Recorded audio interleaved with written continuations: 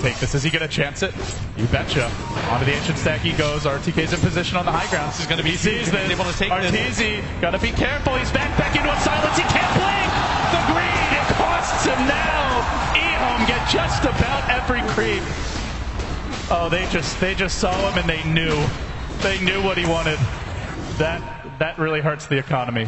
RTZ thought if he sees the Night Stalker coming, he can just blink out, but it was that play by ROTK to drag him back with the back animation, unable to do anything as they're just flailing through the air. And it's nighttime as well. The vision just isn't that great for an anti-mage. Yeah, it was a huge high-risk, high-reward play, but eHome completely punished him for it, and RTZ can't afford to die like that because he's the only hero on the map that can go around and pressure like he is right now, but chancing it for that ancient stack just wasn't enough, and CTY just continues to farm level 16, no BKB on him, decides to go for the Yasha.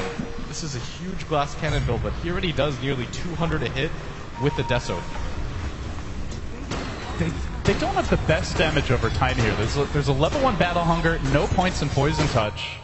So there is potential for TA to get a little more aggressive in the item field, it feels like.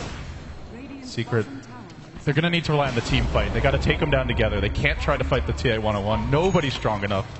Maybe your late game anti-mage can do it when you get to like an Abyssal Blade, Butterfly type of level of farm, but he's not there yet. But he goes back to what he was doing before he got picked off. RTZ into the top lane, and the Secret game plan's pretty much going to continue the same way. Keep on pushing with the AM, hold with the other 3 to 4. S4, maybe poke your head out to hit a couple of creep waves.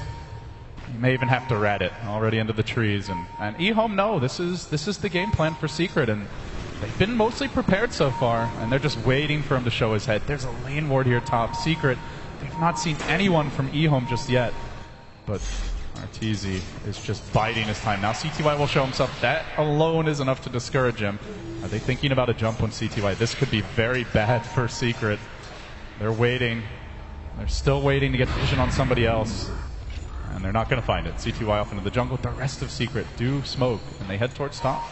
Oh, they're actually going to spawn him out. They're going to go for this as fast as they can, and this should be a kill for Secret. The CTY returns fire. Gem hits the deck. Zai tries to retreat with it. He survives with 10 HP. So low, but the turn. RTZ also almost dead. There's a blink in 3 seconds. RTZ's going to have his own blink in 1. Does he get the insta blink? No, he misses on both. The back too late. RTZ heading back as quickly as possible. And now reinforcements arrive. They grab not only the Night Stalker, but far more importantly, that precious gem onto Zai. That was the real price of that fight. Taking it off of them, being able to get some map control back is fairly significant because the Night Stalker, he's not a huge kill, but it's the gem that came with him that makes that so worthwhile. And at the same time, it just creates a little bit more time. eHome don't want to get into 4v5 fights, and while the Night Stalker's on the deck, they're going to wait for him to be able to come back and pressure the map again. And this is going to allow RTZ to farm his own jungle for the first time in the game. It's funny when you put it that way, but it really feels like it's come to that. Still, more space. He's down about 3k gold here in the enemy cores, but Yasha's coming. And the big item that makes him far more difficult to take down is not unreasonably far away. It's the Manta. But to match this economy, eHome continue to stack their own Ancients.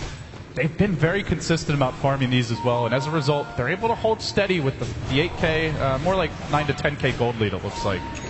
Puppy also looking to farm his own with the medallion. Big item out now. It's going to be a blink on RTK. And the combo potential is there. Call down. You've got the side blades that could splash through. Maybe DDC steals a Requiem. That would be a dream if he could pull it off for eHome. For me, it just feels like the Death Ward from Kuro is going to be the huge game changer. We saw it in that last fight where he was able to keep it going the entire time. It was a large reason why eHome didn't want to continue to commit. He's now bought himself a Ghost Scepter. Going to keep him alive for quite long in these fights. Protects him from the TA, who normally just blinks in, melds, and then right-clicks him with Refraction. He's pretty much done for. Yeah, he two-shots you. So. Yeah, you need that Ghost. It's a pretty clutch item. I am a little bit worried about Puppy, but he always has that Grave to rely on, and it's going to deter eHome from just going in on him. But the next Roshan is going to be so huge, because with that Rosh, CTY is going to grab it, and they're just going to go all in. They're going to push wherever they can. They're going to have a lot of faith in this damage potential. And I don't really know what the game plan is for Secret at that point. If he gets that Aegis, if they're able to take down that tier 2 mid, I think that eHome should be able to go for the high ground because they want to hit this timing where RTZ still can't get into fights. I think even with the Manta style, RTZ can get blown up by just the TA himself when he's this smart. We saw it from EG earlier today. They had Fear on the split push. There was the amazing song from AUI that canceled 2 TPs. They held, and it was enough for EG to ultimately take the game. That one big fight. Now, for Secret, the big way to cancel TPs is a blink call from Zai. So that could be where they make their stand, is not even the actual head-on fight, but just the split push of the anti-mage. Everyone from Secret right now is grabbing a Ghost Scepter, and I think this is a good plan. Where's that Fusel Blade? You just want to extend the game and the team fights for as long as you possibly can. Zai blinks in, you can just call, pop your Ghost Scepter, and lead the fight around while your anti-mage picks off supports. That should be the game plan for Secret. DDC, Blink back on that immediate lift. Oh, the combo damage. S4 is a BKB, not using it. He pops his Hastered, and that is enough. Well, CTY thinking it's not. Surged in, but they decide it's a bit too aggressive. He's got a full Daedalus on the courier. Yeah. Well, that's going to be trouble. I thought he was super far before, and I didn't even see that. Oh, that's what the net worth chart is for. With this, Daedalus complete. Could just walk right into the Roche pit, potentially. And that's what CTY is going to do. But the rest of the team doesn't seem like they're going to join him. He's chewing through this Roche. Oh boy, it's really need any help right now. No. He's going to hit level 19 with this. That far exceeds anybody on Team Secret. Lanham just likes to watch, but now he's had enough of it. Secret are deterred in their pressure top. Arteezy does shove the lane in. But eHome distributing heroes wisely around the map. So they take the Roche, they don't give up any objectives. Now CTY back to the farm game, lacking a TP scroll. Maybe something Secret can play around here. Not sure what he could even drop for that. He's just going to be TP-less for now. This is such a weird timing right now.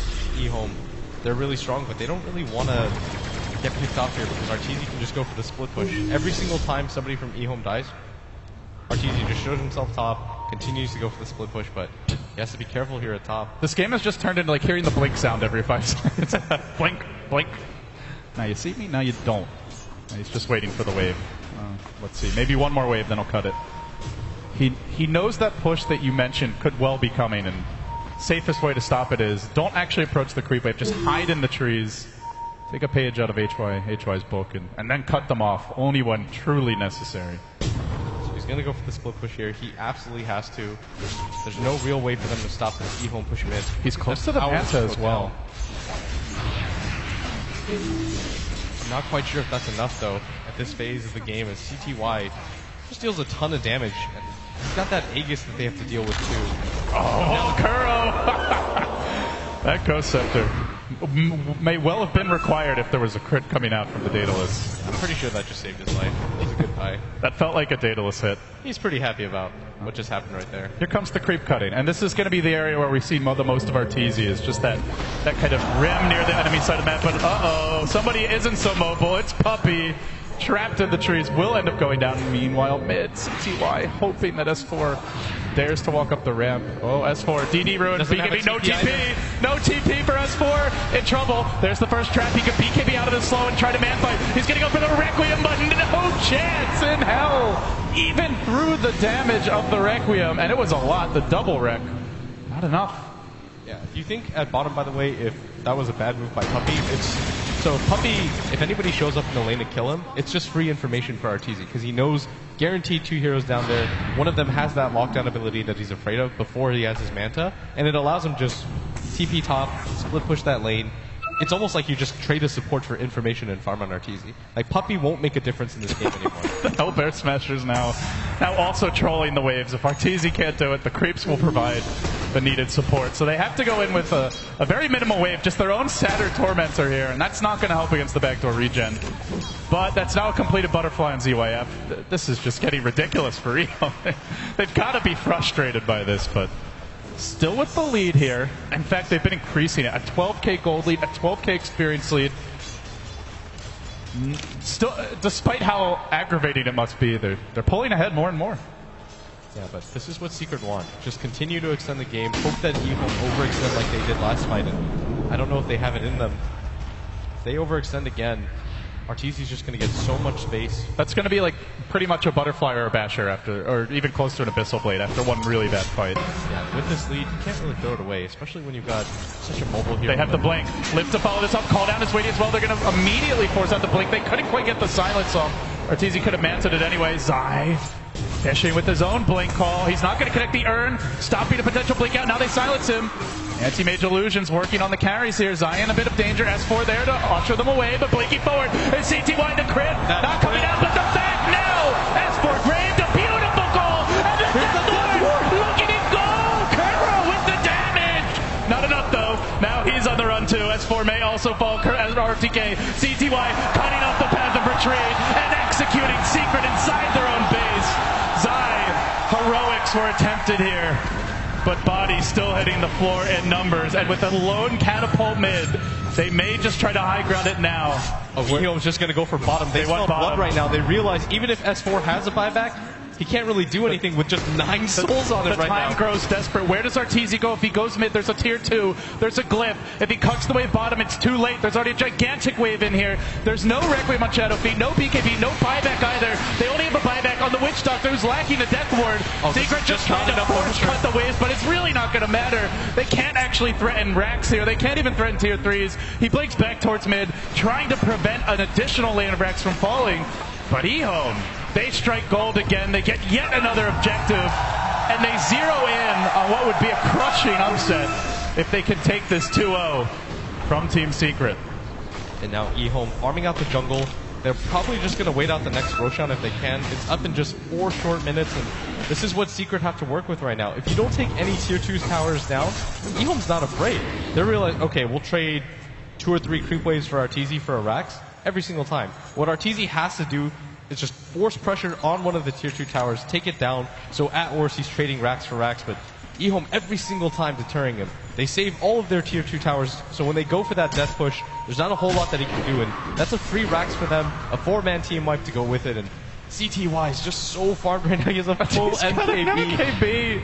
Nobody, do they even have a butterfly? No, it's just a preventive measure. Arteezy hasn't even picked up a component for a butterfly yet. Now, he could buy one, but butterfly, normally your go-to item to maximize the split push just for the raw attack speed on your hero, and it does benefit the illusions a bit from the stats, but he's, I don't know. At this point, you're just not man-fighting CTY. That phase of the game feels over, barring an amazing team fight. What scares me more for Secret, Arteezy's doing his best to try to catch up, but S4 is just so underfarmed right now. It does look like he's got 6-slotted items, but they're just incredibly weak items. The mech has long outlived its usefulness. The Ring of Akala is the same. Zai making me nervous here. Now the Blue Blink. S4 is slaughtered. He can't even make a move. Oh, Jesus. He does have the buyback, but it'll be with 11 souls. Arteezy even walks into this. He's going to try to start the fight. There's the 2-0 call. Oh, CTY he does end up going down. 800 gold going up his way. What a big fight for Secret. RTK frantically scrambling. eHome have to be nervous now. The Conan comes in. Gyrocopter arriving and looking to hold the lines. Stand strong, Ben, but that's the Kuro Death Ward from the high ground. Pounding into ZY up here. Back, turning on Arteezy. Can he win the fight? He looks to blink, but he's got no manta. And ZYF bails them out. Now the blink. Ion Shell, Kuro down.